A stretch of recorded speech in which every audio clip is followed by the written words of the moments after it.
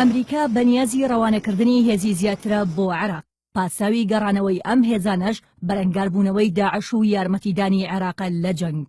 بەڵام هاوکاتبوونی ئەم هەنگاوە لەگەڵ پێشهاتەکانی ئەم دوایەی بەغدا بۆتە جێگەی سەرنجی زۆرێک لە چاودێران.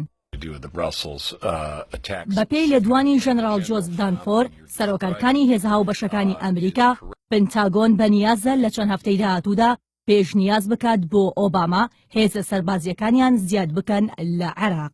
ئەم هەنگاوە بەدوای ئەوەدادێ کە سەرەتای ئەم مانگە چەند یەکەیەک لە هێزەکانی مارێنزی ئەمریکا گەشتنە عێراق بە ڕەزامەندی حکوومەتی بەغدا. جگە لەم هەنگاوەش بەشداریکردنی هێزەکانی ئەمریکا لە جەنگی داعش بە تۆپی 155 ملیم لە پرۆسە سەربازیەکەی مووسڵ ئاشکرا کرابوو. بەپێی ئاماری فەرمی ئەمریکا لە ئێستادا ئەو وڵاتە 3870 سەرباز و ڕاوێژکاری لە عێراقدا هەیە.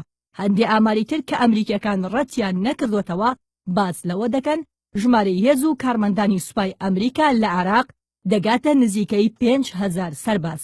پاساوی سەرەکی گەڕانەوەشیان بۆ عێراق یارمەتیدانی هێز ئەمنیەکانی عێراقە لە کۆنتڕۆڵکردنەوەی مووسڵ.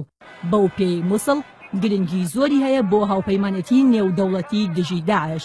بەڵام هەندێک لە چاودێران باس لەوە دەکەن جگەل لە بەرەنگاربوونەوەی داعش پاراستنی ناوچەی سەوز و پرۆسەی سیاسی بۆتە بەشێک لە خەموو گرنگیدانی ئەمریکیەکان لە حاڵەتی هەرگۆڕانکاریەکی کتوپڕ و چاوەڕوان نەکراودا، بەتایبەت پاش خۆپیشاندان و مانگرتنەکانی ئەم دوایەی بەغدا.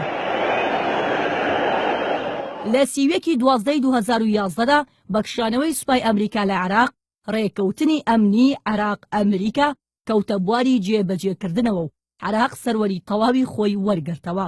بەڵام زۆرێک لە ناوەندە سیاسیەکان پێیان وایە عێراقی ئێستا و ئەم پرۆسە سیاسیەی کە هەیە بەرهەمی لێگەشتنی ئەمریکا و ئێرانە. هیچ لەم وڵاتانەش ڕێگەنادەن بەوەی کەسێکی وەک سەدر لە دەرەوەی کاریگەری و ڕەزامەندی ئەوان ڕێساکانی پرۆسەکە تێک بدات. بەتایبەت کە سەدر پێشتر بە شێوەی سەربازی بەرەنگاری ئەمریکا بۆتەوە و تا ئێستاش نەخۆی نەڕەوتەکەی و نەوەزیر و پەرلەمانتارەکانی مامەڵە لەگەڵ ئەمریکا و دیبلۆمات و شاندەکانی ناکەن و بە داگیرکەر ناویان دەبن. هەندێک لە چاودێرانی سیاسی باس لەوە دەکەن ڕوبەڕووبوونەوەی ڕاستەوخۆی سوپای ئەمریکا و سەدرەکان شتێکی دوور و مەحاڵە.